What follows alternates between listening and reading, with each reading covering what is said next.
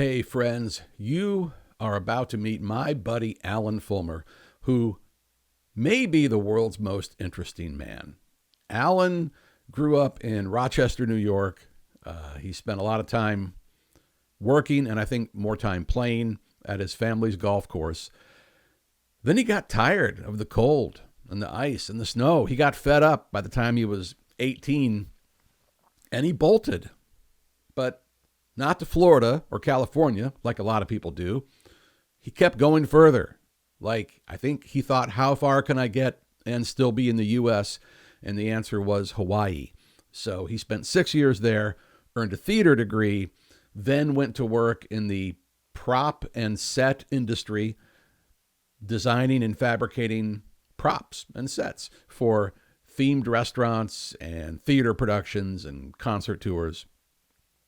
Then he ends up in the computer tape backup industry, which eventually led to the company where I met him, a startup with a very .com era sounding name, youknowbest.com, and we became Channel Intelligence. And he was the co-founder and president of that company. And now Alan is the manager of the Chalk Twins. And the Chalk Twins are twin sisters who are chalk artists, and their niche is creating chalk art inspired by anime. And they travel around the country going to Comic-Con events and creating large format art pieces. Their names are Devin and Lexi Fulmer. They happen to share a last name with Alan because they are his daughters. And here is what happened when I asked Alan one quick question. Alan Fulmer, how do you stay inspired? I've had some time to think about this. And without too much trouble and without intention, I came up with 3 Ps. Ooh, Ooh. Look at you. The 3 Ps, like I said, I didn't try to do this, but this is how it came to me naturally. The 3 Ps are the planet, people, and problem solving. Nice. Those are the things that keep me inspired. And we've talked about this before, but the planet it's an incredible place. And I so highly encourage people to get out and travel. And when you do, every now and then take the scenic route, because that's where the real inspiration is. There's so much going on out there. And I've been lucky enough to have gone probably to a dozen countries and to every state in the United States. So I've been lucky enough to see a lot. And there's a reason that the term awe-inspiring is often used with nature and with the planet. It's because when you stand on the rim of the Grand Canyon, you are inspired. When you stand next to a giant sequoia, you're inspired. When you watch a herd of bison graze in Yellowstone, you're inspired. And one that I've done personally as well, when you hold a 4 billion year old meteorite, you're inspired. Because I'm a sci-fi fanatic. I love it. And things like that just are really motivating in a lot of ways. So that's my first P. My second P is people. And so I thought about this, and it was this. I had never put it in the terms of looking at these people who inspire me. And I find it's a very interesting group. I was very inspired by Leonardo da Vinci. The guy was just, from what we know about his life and the work that he's done and what he's left behind, incredible. I mean, just some incredible things. But the vastness of his curiosity and his ability to, go from painting to digging into cadavers Mm-hmm. to understand the human body, to creating helicopters, to war machines, to all of these things all together. Just incredible to me to see somebody, um, the jack of all trades, Yeah. uh, Renaissance man. Renaissance man, master of all. Um, in Leonardo's case, I would say. Yeah. Do you know that whole saying? No, actually, I don't. Enlighten me. Enlighten us. Jack of all trades, master of none, but better than master of one. Did you appreciate him when you were younger, or is that Yes. something? Okay. Yeah. All right. Yeah. This started from a very early age that I was fascinated by everything I saw, read, knew about Leonardo da Vinci. Yeah, started very early. Um, my second person is Robin Williams. Mm-hmm. I'm a drama and theater major, Yep. and back in the late '70s, early '80s, and Robin Williams came on the scene, and he's a comedian's comedian, and he was, incredibly talented and motivating in what he did because he was so quick, and one I wish I had seen personally, but never did. Right. Um, Another part of my life, a different part of my life, is golf. And believe it or not, Tiger Woods is inspiring. He was inspiring when he came on the scene in the mid '90s because he was doing things that golfers had never done before, and just dominating. And it inspired you as somebody who plays golf to go, I want to go out and play. I just watched that. I'm not going to do that, but I want to go out and play, and inspired me there. There's a lot of baggage with Tiger now, but at the time when he first showed up, incredible, incredible. And speaking of incredible, I would say the next one just happened in 2020. I was lucky enough to be in Panama City for the Panama City Triathlon, Mm-hmm. and I watched Chris Nickick, who was the first person with Down syndrome on the planet to finish a triathlon. Wow. Yeah, that was inspiring. That was Yeah. just incredible. And um, it's tough to watch a triathlon because it's a long time. It's that you know 2.4 mile swim and 120-mile bike ride, and then you finish that and go, okay, I'm going to go run a marathon. And I was on the course at the time that Chris Nickick was on his bike. I don't know how many miles he was into the bike race. I want to say maybe 40 miles, something like that. And there was a very steep hill with a curve. And he rides with a guide who helps him out Mm-hmm. and keeps him going. And Chris fell. And I mean, scraped up both his knees and still got up. And before he got on his bike, as he was, brushing himself off and getting ready to go again, he was standing in this is Florida. He was standing in a pile of fire ants. He got eaten by a bunch of fire ants. And this And 21 got year old back on the kid bike. got back on the bike, finished. Wow. Incredible. So my last one you might expect, JT. My daughters inspire me. So I've been working with them for the last, it's going on 12 years. Mm-hmm. Yeah, 11 years right now, 11 Right. years. And they're incredible artists. And the thing I love about saying that they're incredible artists is that it's not just dad saying my daughters are incredible No, artists. anybody who looks at the work will Right. back you up. Absolutely. Yeah. I'm just amazed by what it is that they do and how they do it and where it came from. I don't know. But it's very, very inspiring. And I love working with them. And it's about business, right? It's Yeah. it's that's where I come in, is to try to help them with the business side of this. And they kid me all the time because dad's always trying to change everything. And it's because, your problem solving gets me to my last P. It's the problem solving. It's figuring out how to increase sales, how to decrease expenses. It's the basics of entrepreneurship. And it's so much fun. It is so much fun. It's every day. It's a challenge.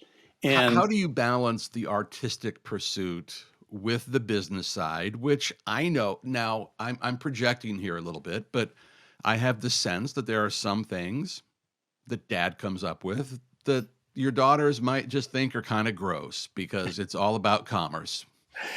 yes, yeah, that definitely happens. And it's, you got to sit down and you got to have the conversations like you would in any business. And we talked about probably a dozen things we came up with. First of all, to say, what can we do in this business, in this artistic business, creating art? What can we do to make money? And you think about corporate gigs, and you think about these conventions that they've become so popular in, and you think about a store, a brick and mortar store. You think about online sales, and like I said, we came up with probably a dozen of them, and we've been through half, I'd say. Only half. Only half. Yeah, there are another half a dozen we haven't tried yet. So we're not done. I mean, we're not done figuring this out.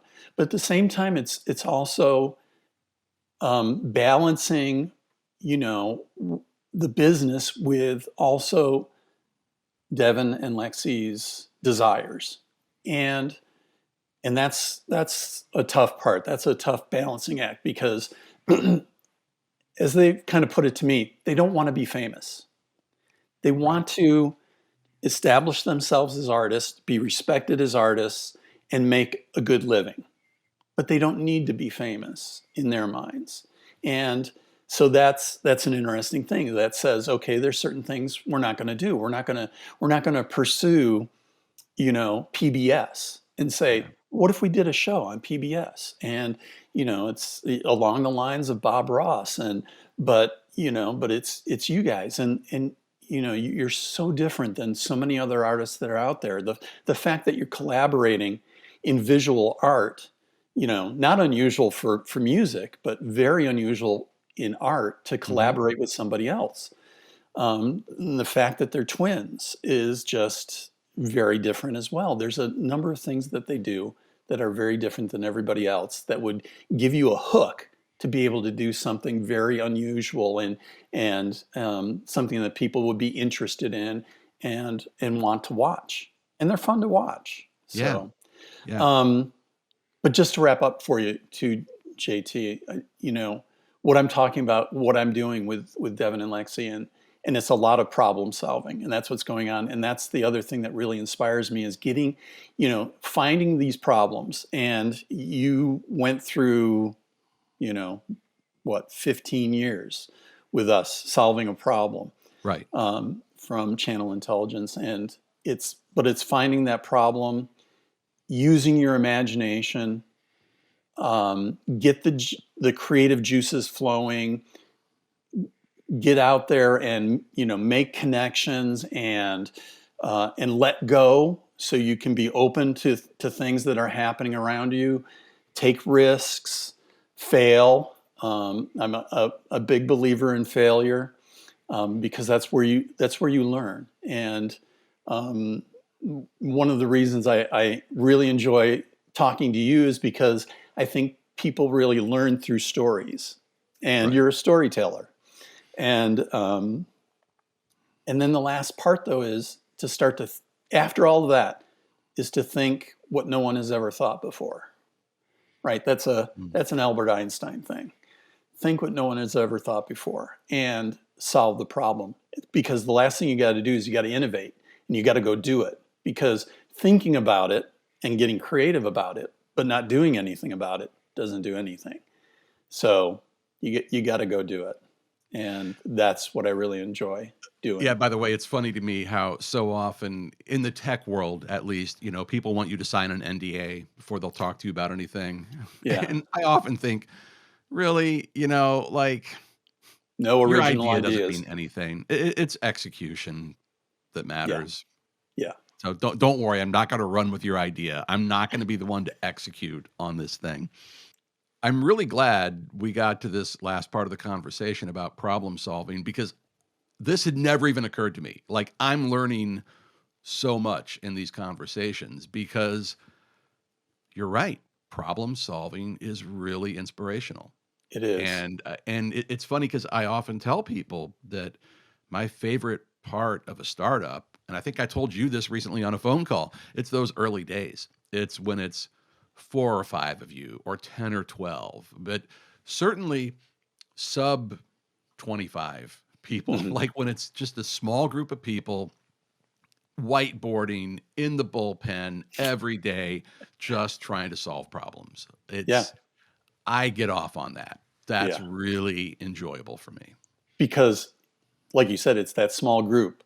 And guess what you got responsibility for? All the problems. Everything. Everything. Go figure it all out. Yeah. Yeah. Yeah. Yeah. It is to me so inspirational. It just gives me chills just thinking about it. That's great.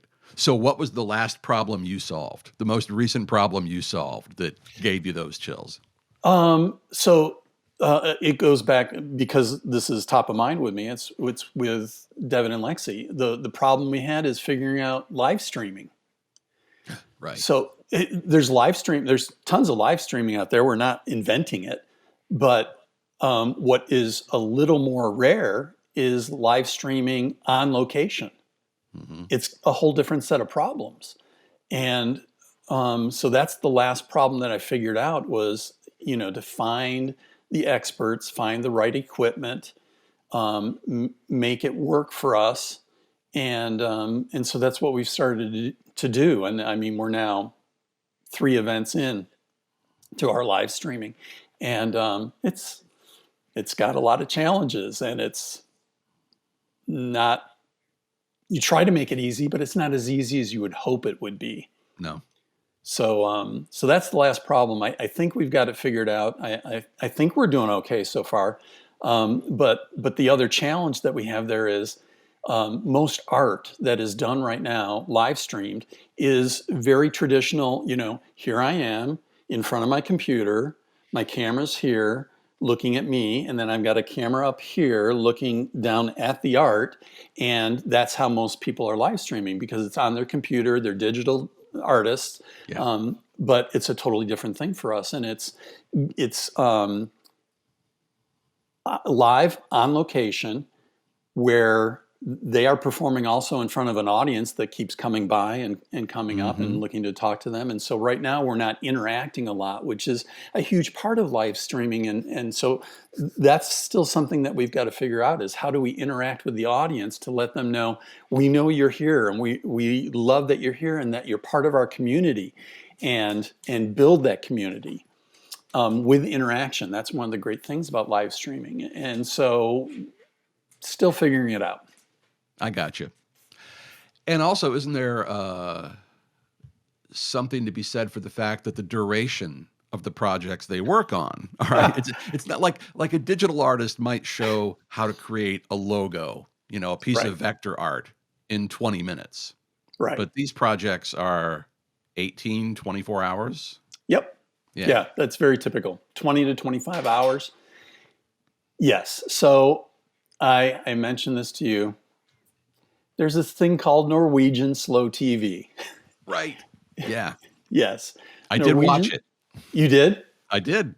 Loved it. It's Yeah. well, it's an acquired taste. I acquired yeah. it pretty quickly. It is fascinating. But this is the thing I equate the Chalk Twins to, because Norwegian slow TV was about setting up a camera on a train and running for hours through the Norwegian countryside. And that's it. You just watch that. and it's kind of, put it on the TV in the background and just let it run and, look over every once in a while. And I feel that's kind of what we're doing with the Chalk Twins right now. We're recording 20 hours of them working on a piece. You get to see the piece finished from beginning to end, all the way, every second live. And it's slow. I mean, the funny thing is, many artists would look at that and go, holy cow, you are doing 38 square feet of art in 20 hours. And they would go, I can't imagine. We had one person stop by and he goes, I've been working on a piece for the last year. And it's like, yes, I know. It can be a long, laborious process. And chalk art is kind of the speed painting of that medium. It's something that you don't expect it to be permanent. I mean, a lot of chalk art is done as, on a surface that's outdoors and it's going to rain and snow and cars are going to drive over it or whatever. Sure. That's very typical for chalk art. Devin and Lexi have moved to canvas now where they can actually create permanent pieces of art. But it's a challenge to go that fast. But it's not, it's not the high intensity of a speed painter, who will sit there and throw splashes of paint up on a canvas and then flip it around and it's Elvis. Yeah. So it's not quite that, but it is still fast, but it's still 20 hours. So some people I think will be able to look at it and go, look at the detail and go, wow, I see how they're doing that. And I had no idea that skin had, 6 layers of different colored chalk to make it look realistic. It's that's why it's inspiring to me. It's fascinating to me just to watch it. And I've seen it. Before I let you go, back to the places, being inspired by places. Yeah. If there was one place in the United States that you think people should see, maybe something they don't normally think of, or something they do normally think of, what would it be? I lived in Hawaii for 6 years, and I did not get to do this while I was there, just because of the timing of when I was there. And it's to watch an active volcano. Oh, that I've seen video, been to the crater. It just wasn't erupting when I was there. Right. But soon after I left Hawaii, Kilauea started erupting for, I don't know, nonstop for 25 years or something like that. It's like I totally missed it. Yeah. Yeah, crazy. But wow. I mean, you want to see the power of the planet. So you did get back there to see it during that 25-year period? I did not. Oh, you did not? No. It's on the list. It's on the list. I hope you make it happen. I hope I do. And that's what I would encourage. That it's such a rare event, and I don't want you to get killed, right? But I'm just saying, from a safe distance, disclaimer, from a safe distance, awe-inspiring. Have you seen the Northern Lights? I have not. Nor have I. I think that would also be an amazing thing. That's what I'm talking about, though, JT. There's so many things that we don't get to experience, and we should look for those opportunities to experience them. Alan, thank you so much for doing this. This was really insightful and a treat for me. Okay, for me as well. And thank you. Planet, people, and problem solving, and perspective from Alan Fulmer, which I've always enjoyed. I have always enjoyed Alan's creativity and his perspective, and I was really grateful to have him here on the show. Thanks for joining us, and do yourself and the world a favor. Keep it gritty.